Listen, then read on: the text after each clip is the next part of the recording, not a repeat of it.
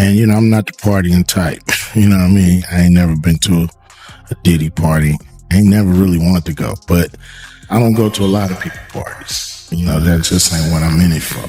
Grounded accusations against Jay-Z and Beyoncé. People believe that over the years, Jay-Z's connections to R. Kelly and P. Diddy mean that he at the very least knew about some of the stuff they were up to, and possibly was even involved, especially when lawyers involved in Diddy's case right now are saying things. Last September, during a performance at the Yamava Theater in Las Vegas, Ice Cube made a seemingly simple comment that sparked unexpected controversy.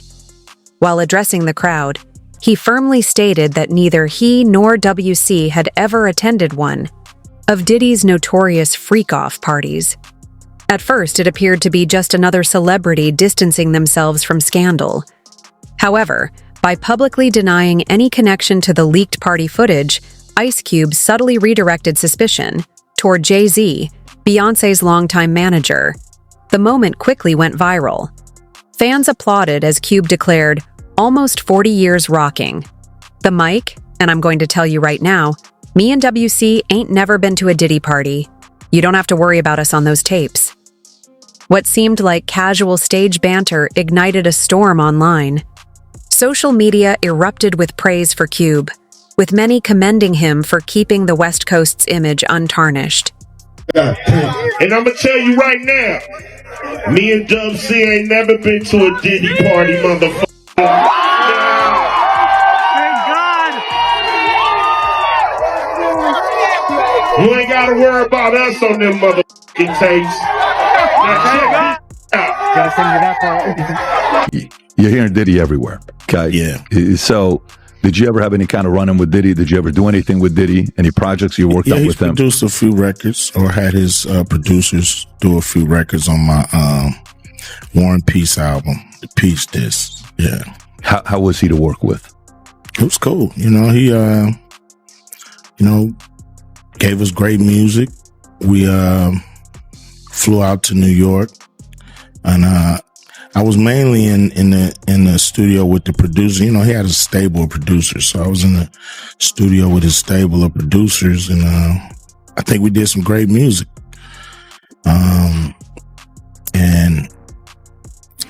And I really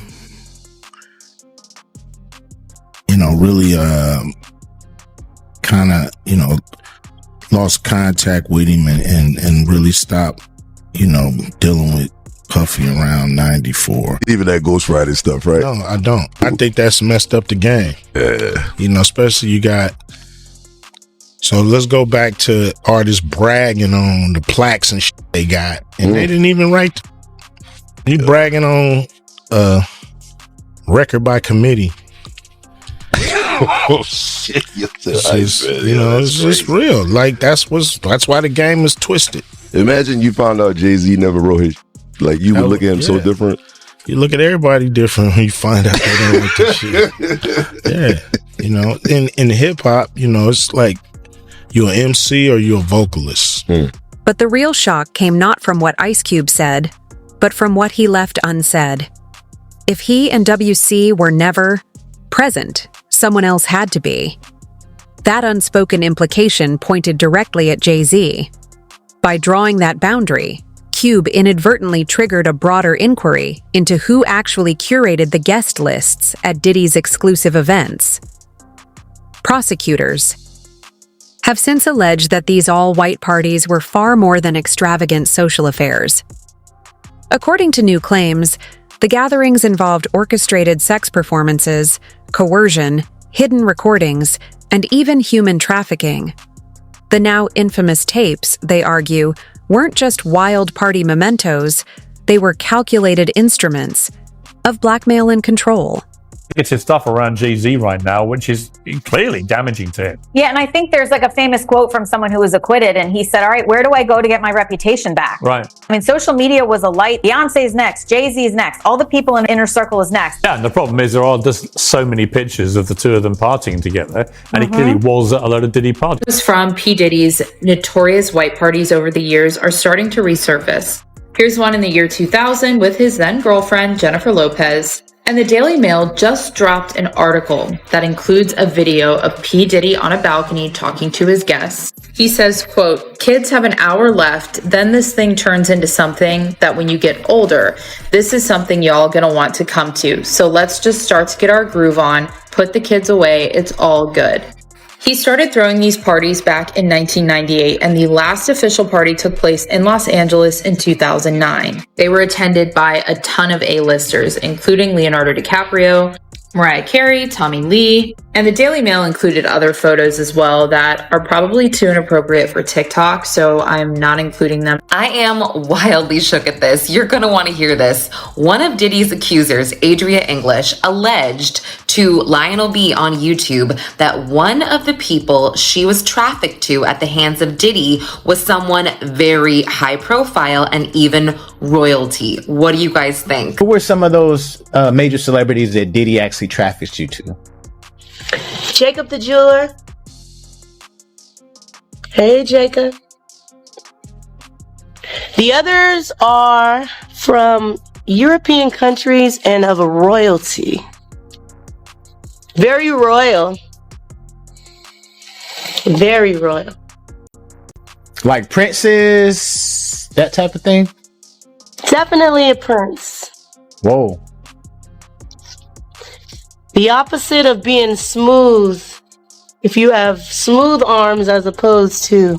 When I got there, it was just about dancing. That's all he talked to me about, dancing. He took us all in a room. He's in a room in the mansion. You could see it. We in a room. It's like a bedroom. He was like, get ready, get dressed. And, you know, at the end of the night, I'm gonna make sure I take care of you guys and everything like that. And I was like, cool. I'm from Cali. I'm happy. Looking around, it's all these New York artists, people I grew up on, Diddy. And I'm hyped up. I'm like a groupie in there. I'm not knowing they looking at me like somebody because I came from doing porn. I'm a stripper. Now I'm in my 20. I'm 46 now. I was 20 something. I'm not knowing they looking at me like a certain thing until now. Mary J. Blige, her original husband that, you know, ended up, you know, breaking up with her. I got Paris Hilton. I got Diana Ross. I got Evan Ross. Everybody. Jacob the jeweler, Diddy. I mean, everybody. I'm just what were they doing in these pictures? Like, what kind of these pictures? It was regular pictures. Okay. Just at the party, you know, we doing it, you know, just regular party pictures. Now, Diddy had 3 different stages set up in his mansion. So it was a stage right here, but in his house, not a big stage, but just elevated. He wanted us to be, it's 3 of us. So he had Tamiko right here, me right here, right here. Our job was to dance for 45 minutes. And then it was literally our job to get off the stage and go drink. When we drink, I felt fucked up. You know, I felt so fucked up because I was paid as a stripper at Lyric. I know what it takes to be drunk. I felt way more fucked up. I ain't gonna say nothing about it.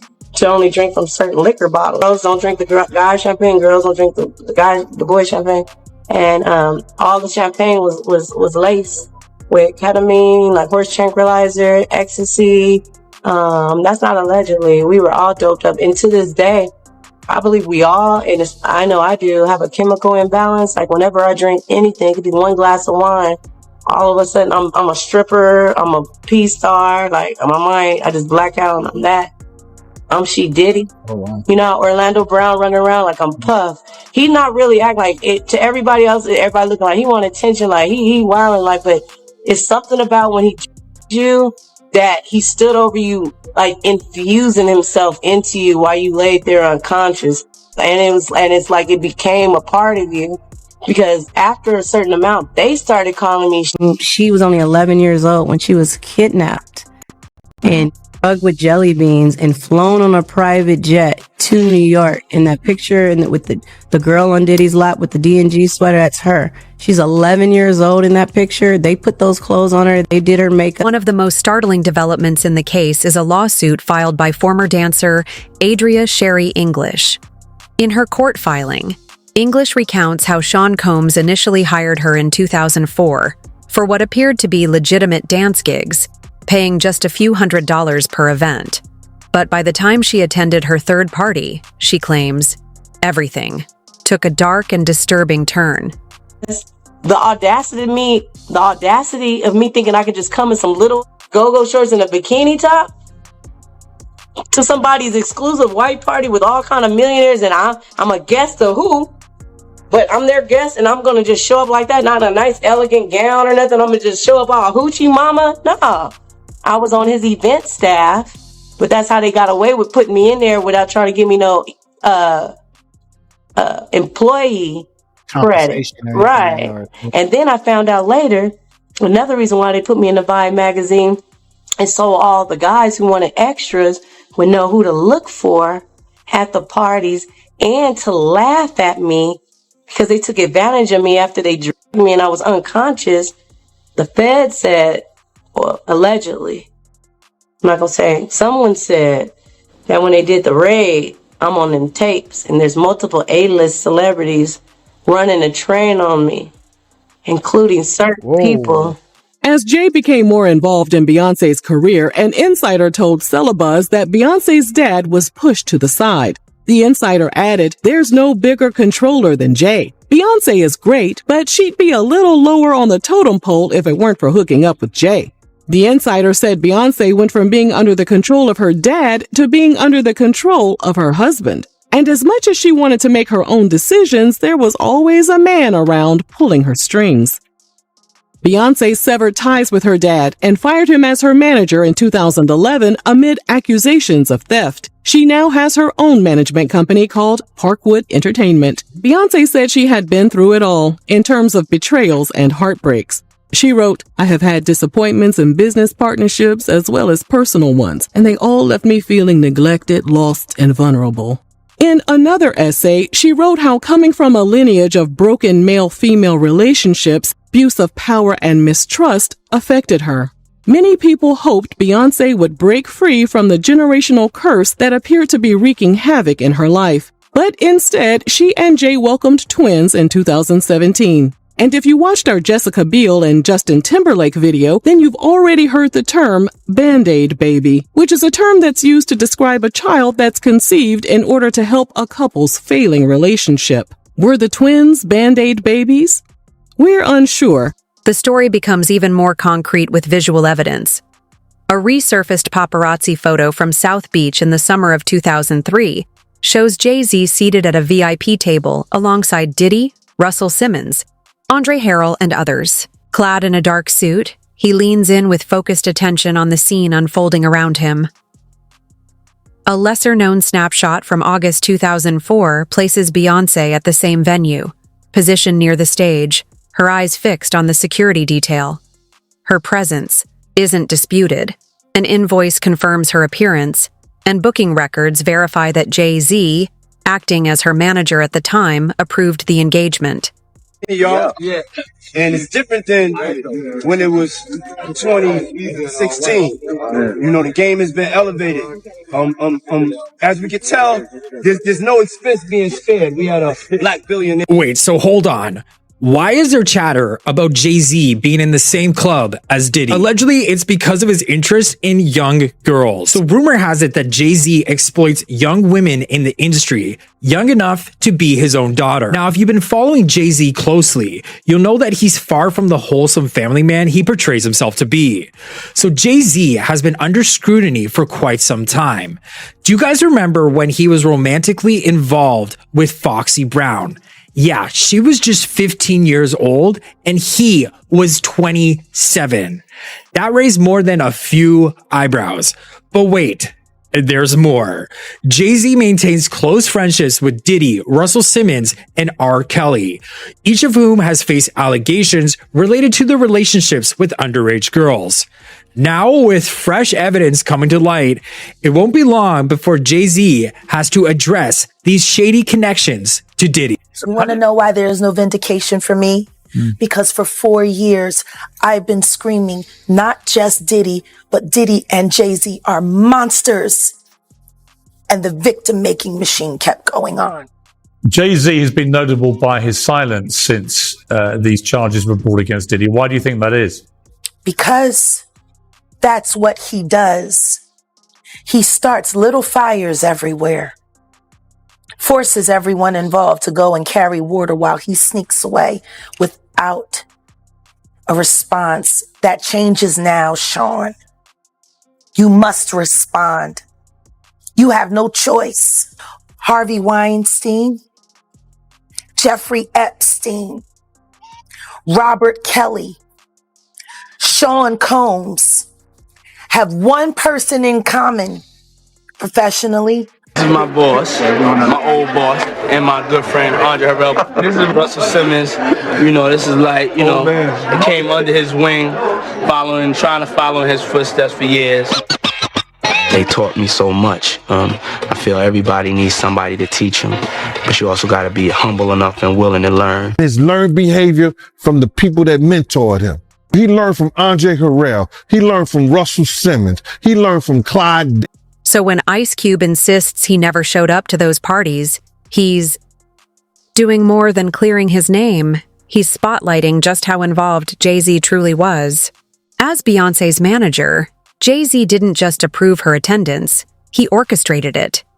He determined where she stood, who she interacted with, and who had access to her. That's the real twist in this unfolding saga. The power couple celebrated. For chart-topping hits and billion-dollar tours also played strategic roles behind the scenes at some of hip-hop's most secretive and controversial gatherings. They was doing their thing, I was doing mine. And, I'm not the partying type.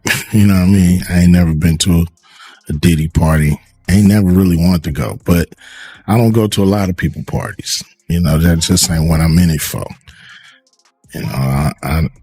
You've been to one, you've been to them all. Are you surprised at what things are coming out with Diddy at all? Or you're like, you have no idea, it's none of my business, you'll live longer? So kind of like the mindset. Surprised. How could you be surprised with anything that happens in hip hop? It's hip hop is the Wild West. So you're going to have the good, you're going to have the bad, you're going to have the ugly. You think he's being targeted, or some of the stuff he's got, there's credibility on what they're coming after him with the tapes and the feds and raiding his Miami home, his LA home? And what did her parents think about her dating someone 12 years older than her? Despite Jay leaving the streets behind and making positive changes to be a better person, it appeared that Beyoncé's dad, Matthew, could see right through him. Because, as they say, game recognized game. During a November 2006 interview with NPR, Matthew was asked, "Tell us what you really thought about Jay-Z as the guy for your daughter." Matthew's answer was, "What went through my mind was next question. Did you get that? Next." The London Mirror also quoted Matthew as saying he didn't care for Jay at all. He added, "No, I'm not close to him. He is not somebody I like to spend time with." Think about it. Beyoncé was just 18 when she burst onto the E, scene with Destiny's Child, still navigating fame and finding her voice. Meanwhile, Jay-Z was already a seasoned industry mogul in his early 30s, founder of Rockefeller Records, a deal maker, and a powerful figure in hip-hop. For years, fans have speculated about how Beyoncé rose so quickly through the ranks. Now, a newly uncovered invoice casts that ascent in a different light. Her manager, Jay-Z, wasn't just guiding her career. He was securing her access to Diddy's most exclusive gatherings. This wasn't casual networking. It was calculated gatekeeping.